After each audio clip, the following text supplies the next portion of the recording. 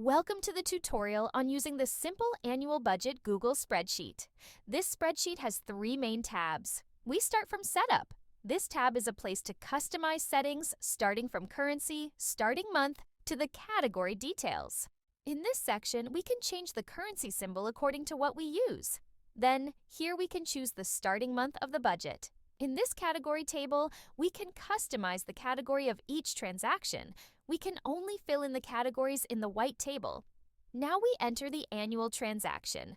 We can type the budget transaction year.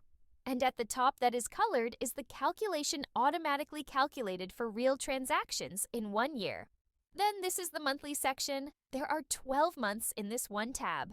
In this section, the monthly cash flow is automatically filled. We can only fill in this transaction section. Select a category, fill in the budget, actual expenses, date, and description if any. In the billing and expenses section, if the actual transaction is greater than the budget, the writing color will be red. Now we go to the annual summary per category.